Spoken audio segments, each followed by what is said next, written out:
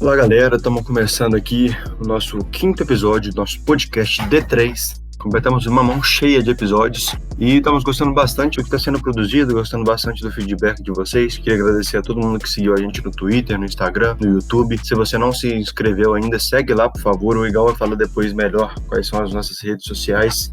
Hoje a gente só tem o Igão e eu presentes, o Guilherme não pôde estar presente, então a gravação não vai ser de 3 hoje, vai ser de 2, mas o podcast continua de 3, próxima semana o Guilherme está aí com a gente de novo. Então, Igão, se apresenta aí, por favor.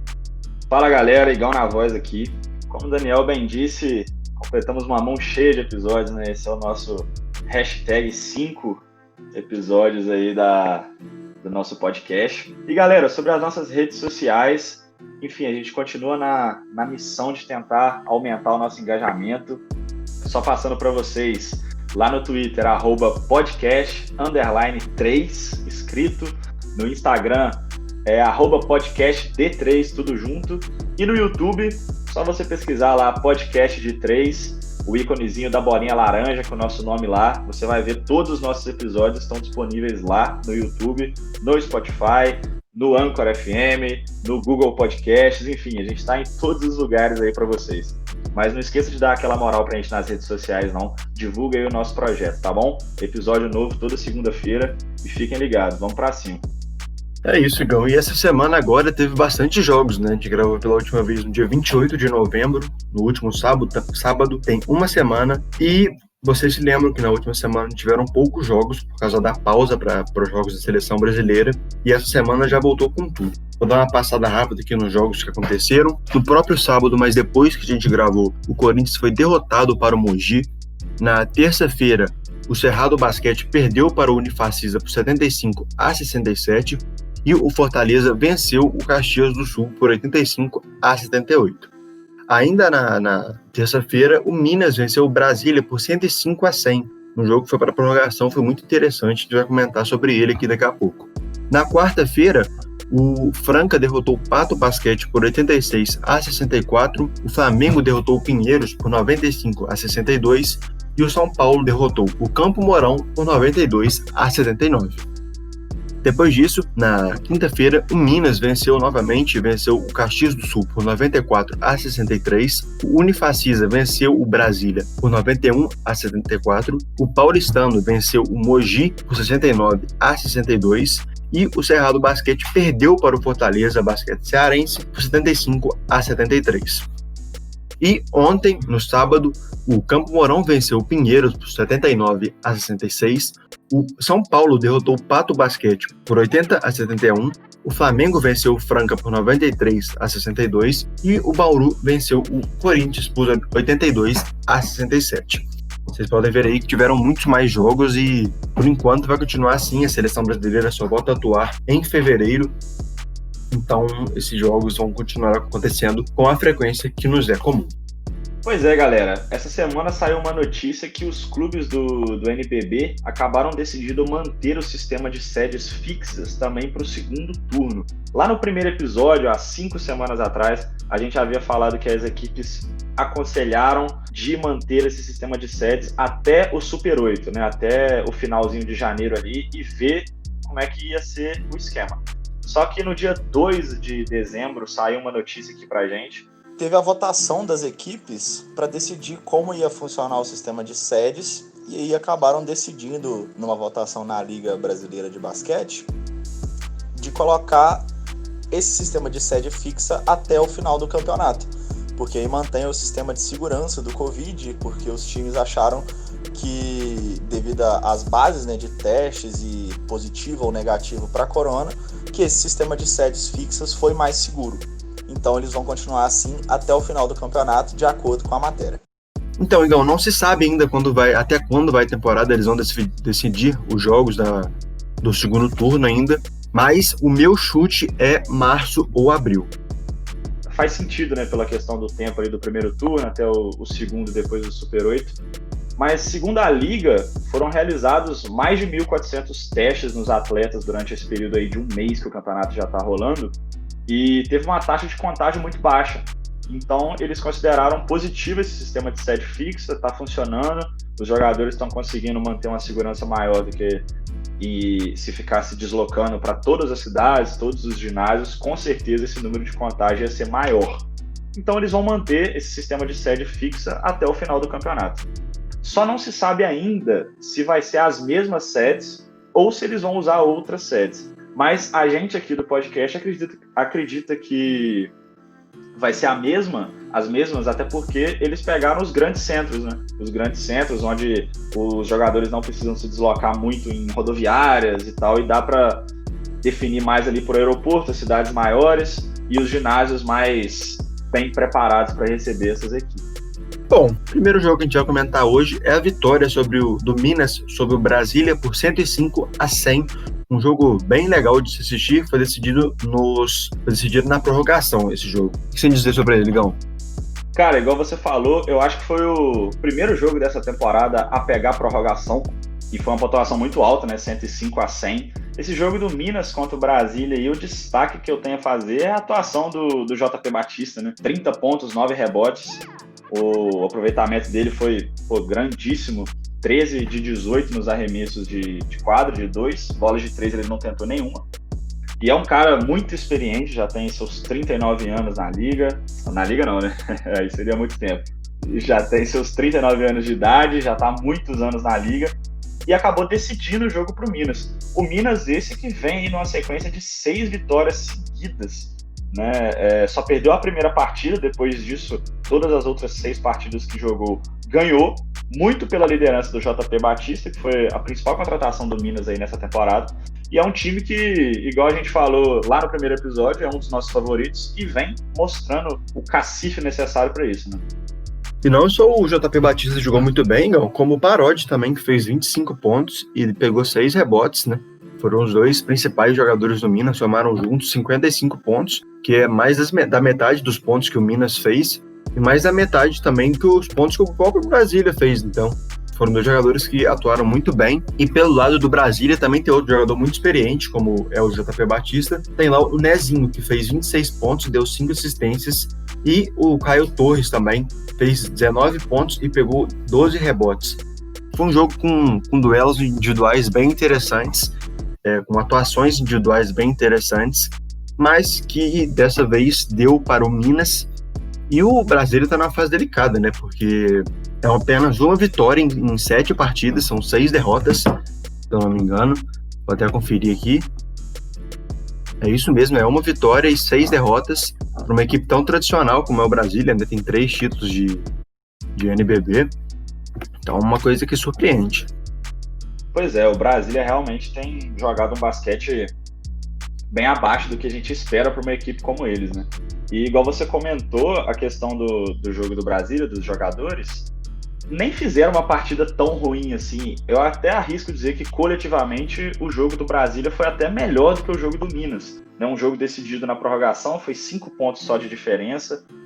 Na equipe do Minas, do Brasília, perdão, a gente teve vários jogadores com pontuação expressiva, né? O Nezinho, você disse já, aí fez 26 pontos. O Caio Torres fez um duplo-duplo de 19 pontos e 12 rebotes, é muita coisa. O Laster também fez 19 pontos. E outros jogadores também pontuaram acima dos 10 pontos. Então foi um jogo coletivo muito bom da equipe do Brasília. E já na equipe do Minas, o Parodi e o JP Batista levaram muito mais a pontuação. Você citou o Parodi, ele fez um jogo muito bom, né? 25 pontos, 6 rebotes e 5 assistências. Foi um cara que criou bastante ali pro time. O Johnson Jr. também jogou bem, fez 13 pontos. Outros jogadores também atuaram acima dos 10 pontos. Enfim, foi uma partida excelente, nível NBA mesmo.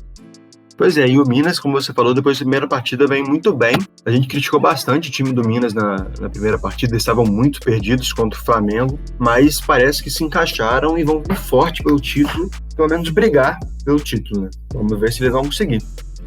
Exatamente, eles também tiveram outra partida depois dessa do Brasília, que foi contra o Caxias, e acabaram vencendo também, então foi o que caracterizou a 6ª vitória seguida no caso. Essa contra a equipe do Brasília havia sido a 5ª vitória seguida da equipe, e a gente vai falar dela um pouco mais tarde. Agora vamos falar da equipe sensação, né, do campeonato, por enquanto, que é o Paulistano, que também está invicto, 5 partidas e 5 vitórias, que a última vitória deles foi contra o Mogi, venceu por 69-62. Exatamente, cara. A equipe do Paulistano vem surpreendendo a gente, igual a gente já vem comentando em todos os episódios aí. Das equipes que a gente projetou lá, é a única que é uma surpresa, né? São 5 jogos e 5 vitórias, igual você disse. Contra a equipe do Mogi, foi um jogo pequeno, né? 69-62, e muito marcado pelas defesas, igual se a gente for pegar o primeiro quarto, terminou 12-12, o segundo quarto terminou 10-11, então são pontuações muito pequenas nesse início de jogo. Só o último quarto que deu uma estourada maior na questão da pontuação, mas foi um jogo bem defensivo, bem decidido na defesa.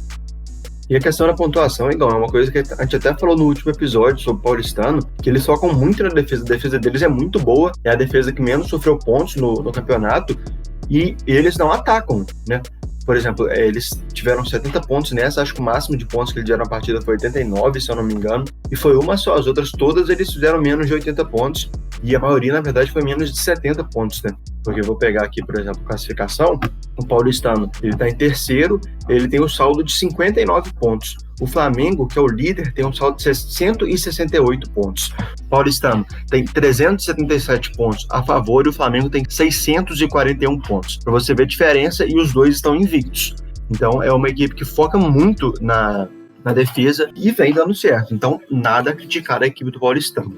Inclusive, gostaria de destacar o Felipe Ruivo, que pela segunda vez liderou o time em pontos, fez 17 pontos nessa partida, está jogando muito bem. E o Mike, que pegou 11 rebotes, também é um destaque da equipe nos rebotes. Já pelo lado do Mogi, o Magic Fulvio, né, como é conhecido por aí, fez 20 pontos e deu 8 assistências. E o Fabrício fez 15 pontos e pegou 13 rebotes. Então, são dois jogadores que foram bem, mas assim, eles fizeram, por exemplo, 35 pontos e a equipe do Mogi fez 62. Então, para você ver como que eles são dependentes desses jogadores e mesmo assim não tem dado certo, né? Existe uma filosofia antiga aí que diz que o melhor ataque é a defesa, né? E é uma comparação muito boa que você falou quando você citou a tabela. Você vê, o Flamengo tem quase o dobro de pontuação acumulada que a equipe do Paulistano, contando todos os jogos. E mesmo assim, as duas estão ali ganhando os jogos do mesmo jeito. Então, no final, a gente vê que são estratégias diferentes, mas que se levar a vitória, que é o que importa, não tem problema. A equipe do Paulistano, ela tem essa deficiência ofensiva, né? Os jogadores, eles têm uma dificuldade de pontuar. Não é uma equipe que pontua tanto assim, mas é uma equipe bastante distribuída. Igual, 5 jogadores passaram dos 10 pontos, né? A marca dos 10 pontos é um parâmetro legal da gente ver. Igual, o Ruivo, o Vitão, o Derek, o Cauê e o Mike, que fez um duplo-duplo, porque ele também pegou 11 rebotes, todos eles ficaram acima dos 10 pontos de pontuação. E já na equipe do Mogi, a título de exemplo, só 2 jogadores passaram dos 10 pontos, que foi o Fulvio, que fez 20, e o Fabrício com 15, que também fez um duplo-duplo, porque pegou 13 rebotes. Partida muito boa do Fabrício, inclusive. Mas a gente vê que são estilos de jogo diferentes. Todas as equipes, quando jogam contra o Paulistano, acabam pontuando baixo, porque a própria equipe do Paulistano defende muito bem, mas acaba pecando nessa potência ofensiva. Vamos falar agora de Bauru e Corinthians. O Bauru venceu o Corinthians por 82-67 e é a outra equipe invicta, além de Flamengo e Paulistano, com 5 vitórias em 5 jogos. O que você tem a dizer sobre essa partida, Igão? Igual a gente tinha dito lá no nosso primeiro episódio, diferente do Paulistano, o Bauru ter esse desempenho não surpreende tanto a gente, né? Uma equipe forte que vem provando o seu valor. E o Corinthians é um vai e vem danado. Jogos muito bons contra jogos ruins que acaba perdendo, fica muito oscilando. É um time que eu vejo potencial, tem bons jogadores. O Fischer e o Fuller jogam muito, mas infelizmente a equipe não consegue ter uma sequência muito boa de vitórias. Nessa partida contra o Bauru, o Fuller não jogou. Então, isso também foi um diferencial da equipe do Bauru. Mas, pela equipe do Bauru, também, a gente teve aí o Alex com 22 pontos, o Alexei Borges, que é o nosso principal jogador aí, que jogou demais, 16 pontos, 7 rebotes, 7 assistências, mais um jogo muito grande do Alexei. E o Tyrone também fez 15 pontos. O destaque negativo que eu faço é pro Gabriel Jaú, que apesar de seus 12 rebotes, só pontuou 6 pontos. Ele errou muitos arremessos. E para um jogador que recém-convocado aí para a seleção brasileira, ficou meio baixo.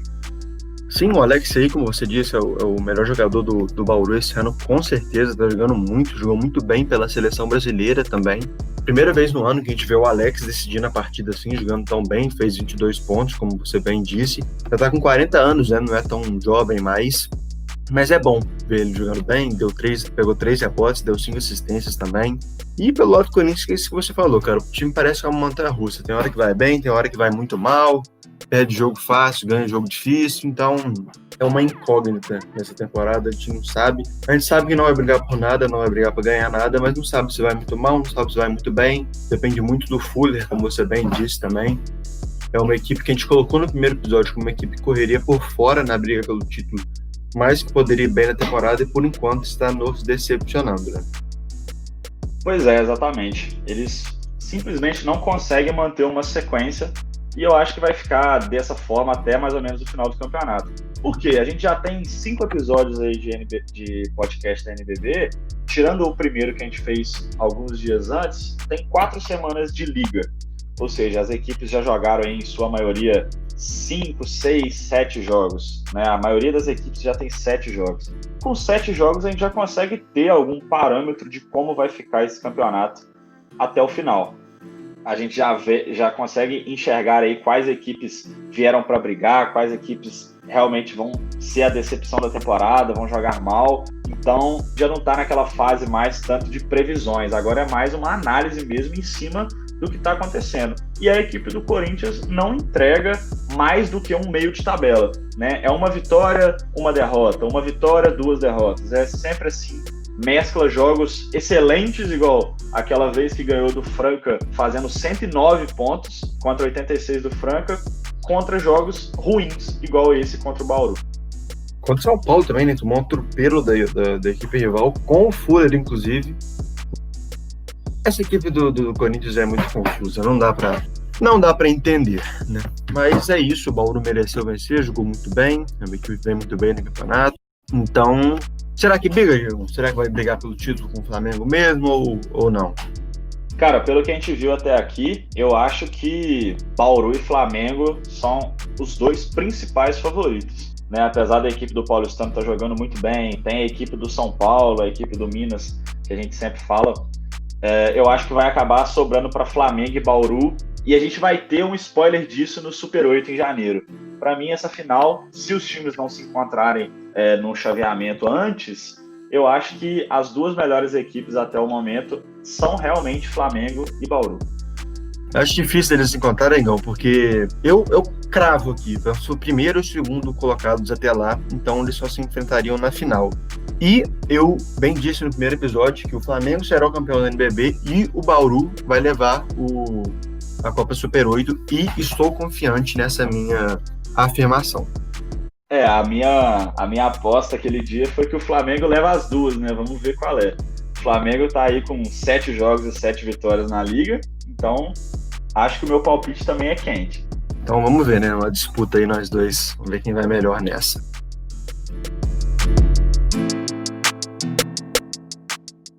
A próxima partida que a gente vai comentar agora, Igão, não é uma partida de nenhum dos favoritos, mas é uma partida que foi muito boa de assistir entre 2 equipes que são nossas xodós, que estamos quase sempre comentando sobre elas, que foi a vitória do Fortaleza sobre o Cerrado Basquete, por 75-73, com o game winner do Lucas Matias, pela equipe do Fortaleza, que garantiu a vitória deles. O que tem a comentar sobre essa partida aí, Igão? Pois é, cara, o ponto alto da partida foi justamente no último segundo, né? A bola saiu, faltando 1 segundo para acabar, o jogo estava 7-3, e aí uma falha defensiva muito grande da equipe do Cerrado, a bola entrou na mão do Lucas Matias, ele só girou e fez a bandeja, e a equipe do Fortaleza ganhou no game winner, né? No estouro do relógio. Mais uma vez, a gente teve o destaque para o Holloway, como quase sempre. É o cara que, nas estatísticas do NBB aí, lidera a NBB inteira em pontos de média. Ah, mas semana passada você falou que era o Lucas Dias. Pois é, o Lucas Dias essa semana já deu uma caída e o Holloway voltou do Covid com mais pulmão do que nunca, né? Voltou muito bem e fez 33 pontos na outra partida. Nessa partida ele já fez aí 19 pontos também. Vem jogando muito bem, mais uma vez.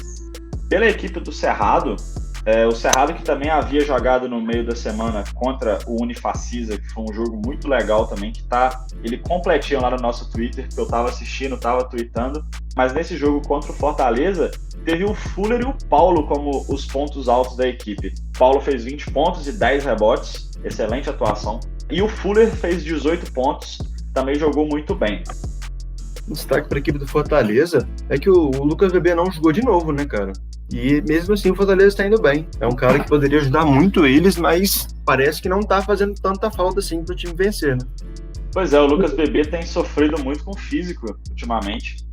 Na verdade, isso aí é uma sina que ele tem na carreira dele inteira. É um cara que, infelizmente, não consegue ficar saudável por uma sequência boa. Desde quando ele jogava lá no Toronto Raptors, na NBA, já tinha esse problema. E mais uma vez aqui na equipe do Fortaleza vem se repetindo esses problemas físicos aí do Lucas Nogueira, né, o Lucas Bebê. Mas, igual você bem falou, a equipe do Fortaleza tem conseguido se sair bem mesmo sem ele. Mas é óbvio, quando ele tá em quadra, é uma diferença gigantesca, porque o cara é bom demais.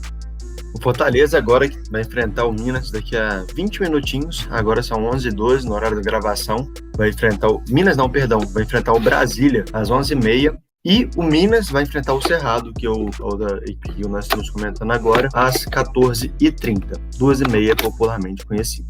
Previsões para essas partidas, Digão? Quem que você acha que ganha agora? Fortaleza e Brasília, Minas e Cerrado, quem que vai sair vencedor?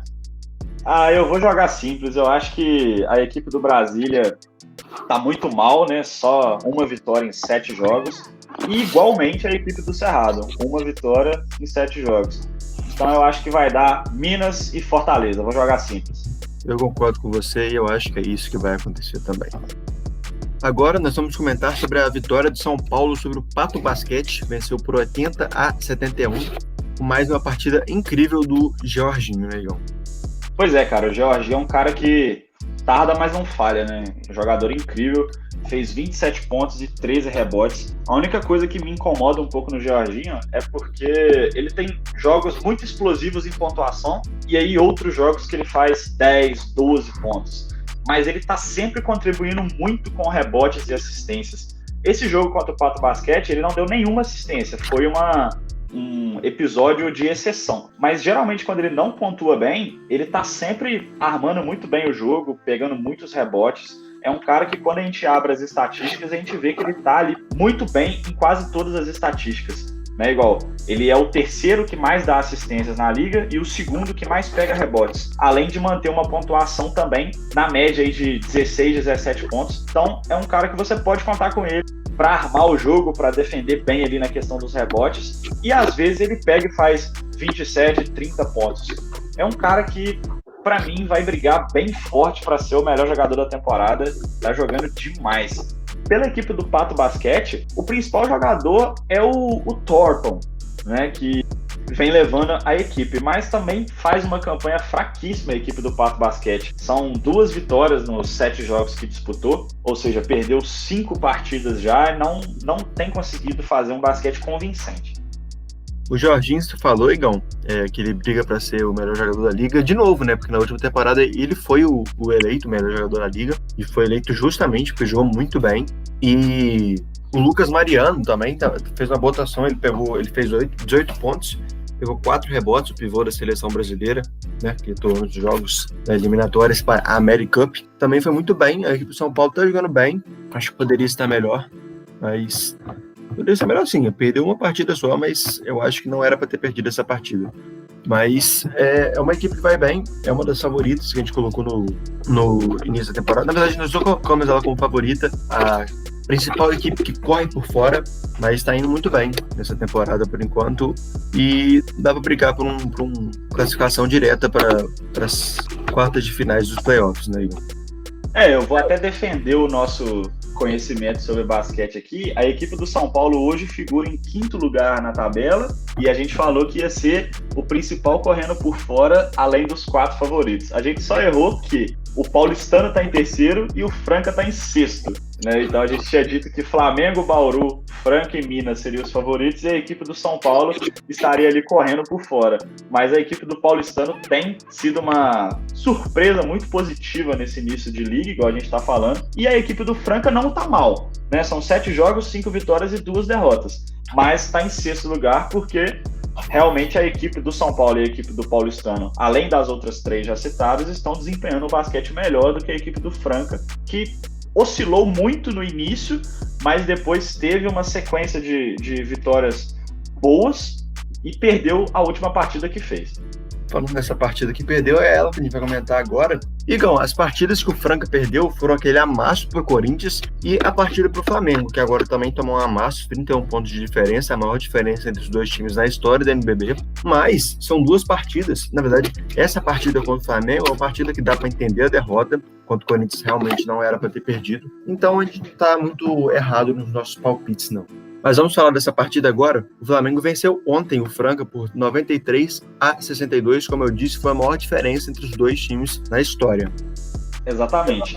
Eu ia até falar que foi uma semana positiva para o Flamengo, só que seria até um erro meu, porque tem sido um campeonato inteiro positivo para o Flamengo. Mas essa semana em especial, o Flamengo deu 2 amassos assim, gigantescos. Né? Ganhou de 95-62 do Pinheiros, e ontem ganhou de 93-62 do SESI Franca. Então foi 2 partidas que o Flamengo realmente teve uma diferença de pontuação muito grande, 31 nessa e 33 na partida contra o Pinheiros. Mas falando dessa partida aqui contra o Franca, o primeiro quarto até foi equilibrado, ficou 15-15, mas a partir do segundo quarto, o Flamengo não deixou de fazer 20 pontos no quarto em nenhum deles. Foi o segundo quarto com 29-17, o terceiro quarto também foi um 29-17, e no último quarto ganhou de 20-13, totalizando esse placar final aí de 93-62. E foi uma partida muito boa, principalmente do Hertzheimer, né, que foi 18 pontos, 9 rebotes, jogou muito bem. E a equipe do Flamengo, como um coletivo, também jogou muito bem, porque Olivinha, Balbi, Iago, Demétrio e o Hertzheimer passaram dos 10 pontos. O Marquinhos, que é o principal jogador da equipe rubro-negra, ficou aí com 9 pontos, também jogou bem. Marquinhos está voltando do Covid, também está naquela fase ali de recuperação. E foi uma equipe que realmente amassou a equipe do Franca, não deu chance nenhuma deles jogarem. Mais uma vez eu quero destacar aqui o Olivinha, o Igão, que como a gente disse desde os primeiros episódios, a gente fala que ele não é pivô, que ele não é dos mais altos, que ele não é dos mais fortes, ele não é dos mais jovens, mas ele pega muito rebote, né, cara? Nessa partida ele terminou com 9 rebotes empatado com o Hertzheimer, mas ele tá sempre lá brigando muito, ele arrasta demais os rebotes e é muito esperto na hora de perseguir esses rebotes, né? Pela equipe do Franca, o Lucas Dias, ele foi muito bem não. Pelo que ele pode produzir, ele poderia ter ido mais, mas ele foi bem, ele fez 21 pontos, só que desses 21, ele tentou 50 pontos, e ele fez apenas 21, né? Então ele falhou bastante na partida, e o Fusaro também foi bem, fez 17 pontos, só que não foi suficiente, a equipe do Franca em geral foi muito mal, né? Tomou um amasso aí, o segundo amasso seguido o segundo amasso que eles tomam na temporada, né, pro Flamengo e pro Corinthians, então precisa abrir o olho, né? Tava olhando aqui, apenas 4 jogadores do Franca deram assistência, isso é uma coisa muito esquisita numa partida assim. Por exemplo, pois é, o time tá produzindo de forma muito seletiva, né? Os jogadores estão tendo dificuldades de criação, mas eu acho que isso aí já é mais um mérito do Flamengo do que um demérito da equipe do Franca. Mas o que você falou, cara, é muito interessante, porque olha só, o Franca perdeu 2 partidas nesse campeonato até agora, e foi 2 amassos, um pro Corinthians e um pro Flamengo. Então isso aí é um sintoma de que a equipe às vezes entra em jogos completamente desligada. Porque, igual, a equipe do Flamengo é aquilo que você falou, dá pra entender. É a equipe mais forte que a gente tem no campeonato hoje. Mas, igual, tomar 109 pontos da equipe do Corinthians, que tá oscilando tanto, já é esquisito, sabe? Então, isso que você falou é bem pertinente. O Lucas Dias, realmente, ele é o principal jogador da equipe hoje. E vem jogando muito bem, mas nessa partida contra o Flamengo ele errou demais, não acertou nenhuma bola de 3, que era o que tinha feito a pontuação dele dar uma diferença bastante nos outros jogos. E o Olivinha do Flamengo, que você já citou, Cara, ele é muito experiente, muito esperto, né, cara? Ele, igual você disse, citou todas as características dele. Não é dos mais fortes, não é dos mais altos, mas realmente ele nunca deixa a desejar nessa parte aí dos rebotes. E ele fez 9 rebotes e 14 pontos, ficando apenas 20 minutos em quadra. Ou seja, ele jogou metade do jogo apenas e fez essa pontuação tanto de rebotes quanto de pontos mesmo expressiva. Outro ponto também para a gente destacar aí do Olivinho. Então, você falou aí que o Franca ele entra desligado nas partidas se ele tomou uma massa, por exemplo. Nessa, nem foi isso que aconteceu, né? Eles entraram bem no primeiro quarto. O primeiro quarto terminou empatado, como você disse, em 15-15. Mas a partir do segundo, de alguma coisa desligou na equipe do Franca e ligou na equipe do Flamengo, que eles não conseguiram mais jogar bem. Tirando o último quarto, eles até que pontuaram bem, fizeram 17 pontos no segundo e no terceiro. Só que abriram muito a defesa para a equipe do Flamengo e isso é uma coisa que não pode acontecer, né? Que se acontecer, vai tomar. Pois é, exatamente. E só pra gente não colocar toda essa culpa em cima do Lucas Dias, por exemplo, outros jogadores que são importantes para a equipe do Franca funcionar também foram muito mal. Né? Igual o André Góes, que é o jogador mais velho da equipe aí, muito experiente. Ele fez 4 pontos e ele teve um aproveitamento de 13%. Ou seja, ele acertou 4 dos 30 pontos que ele tentou. E mesmo ele tendo 8 rebotes na partida, né, um número de rebotes expressivo, ele ter errado tanto certamente prejudicou o time. Assim como outros jogadores que são importantes para a equipe, por exemplo, o Elinho. Olha só, cara, o Elinho ficou 32 minutos em quadra, ele tentou 20 pontos e errou todos. Ele ficou com 0 pontos na partida e ele errou tudo que ele tentou. Ele errou as 4 bolas de 3 que ele tentou e errou as 4 bolas de 2 que ele tentou. Então é algo que no final das contas do jogo faz muita diferença, porque você vê a equipe do Flamengo, os jogadores que precisam pontuar estão todos lá com 50%, 60% de aproveitamento. Só o Iago que deu uma destoada e teve um aproveitamento ruim nesse jogo, mas os outros jogadores não deixam a desejar. Então isso, no final das contas, faz toda a diferença. E você vê, a equipe do Flamengo, o cara que mais tempo ficou em quadra, ficou 23 minutos em quadra. 25, ficou 25, foi o Jonathan, com 25 minutos em quadra. Ou seja, a partida tem 40 pontos. Os caras não precisam nem ficar tanto tempo em quadra, porque a partida já está resolvida. Então é algo pra gente destacar aí nas outras equipes, né? É uma equipe muito coletiva, né, Igor? Eles jogam muito bem juntos. Vou dar uma passada aqui pela classificação antes de comentarmos o jogo do Brasil, da seleção brasileira, e aí sim encerraremos o nosso podcast. Esse episódio, nosso podcast não vai continuar por muito tempo, se Deus quiser. O líder do campeonato é o Flamengo, com 7 vitórias em 7 jogos, seguidos de Bauru e Paulistano, com 5 vitórias em 5 partidas. Depois vem o Minas, com 6 vitórias e 1 derrota em 7 partidas. O São Paulo, com 5 vitórias e 1 derrota em 6 partidas. O Franca, que perdeu 2 e venceu 5. E o Fortaleza em 7º, com 4 vitórias e 3 derrotas. A partir daí, todas as equipes têm um aproveitamento negativo. Começando por elas, o Unifacisa com 3 vitórias e 4 derrotas, assim como o Corinthians também tem 3 vitórias e 4 derrotas, estão em 8º e 9º, respectivamente. O Mogi vem em 10º, com 2 vitórias e 4 derrotas. Depois vem Pato Basquete e o Campo Mourão com 2 vitórias e 5 derrotas em 11º e 12º. O Caxias com 1 vitória e 5 derrotas está em 13º. O Cerrado e o Brasília com 1 vitória e 6 derrotas estão em 14º e 15º. E a única equipe que não venceu no campeonato ainda, o Pinheiros, está em último colocado com 6 derrotas em 6 partidas. Vamos comentar agora, Igão, sobre a vitória da seleção brasileira contra o Paraguai, que garantiu a nossa seleção. Nas Olimpíadas, o Brasil venceu por 73-50 o Paraguai. Primeiro quarto, inclusive, ficou 30-5 para o Brasil. E o Brasil chegou a perder o segundo quarto e o terceiro por 22-16 e 15-13, mas no último quarto fechou a partida vencendo por 14-8. O que você tem a dizer sobre essa partida, Igão? Pois é, cara, começar uma partida vencendo por 30-5 nos primeiros 10 minutos é praticamente já garantir uma vitória, né? Porque você joga o resto da partida com 25 pontos de vantagem, é realmente gritante, é muita coisa. E esse jogo da equipe do Brasil, ele aconteceu no sábado que a gente gravou na semana passada, lá no dia 28, já tem uns dias, e foi justamente por causa desses jogos do Brasil que estava tendo poucos jogos na NBB, e agora está tendo jogos até demais, né? Vários jogos que a gente deixou de comentar aqui, senão esse episódio ia ter 2 horas.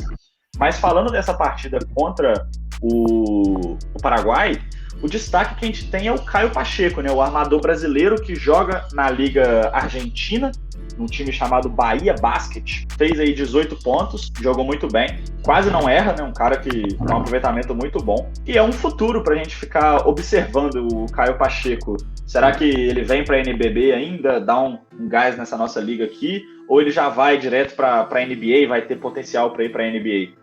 Então, é uma incógnita que eu estou muito curioso para descobrir essa questão do Caio Pacheco. A seleção brasileira, como o Igão disse, só tem o Caio, que atua fora do Brasil, que atua no Bahia Basquete da Argentina, e todos os outros jogadores convocados, dessa vez, foram convocados de equipes brasileiras, né?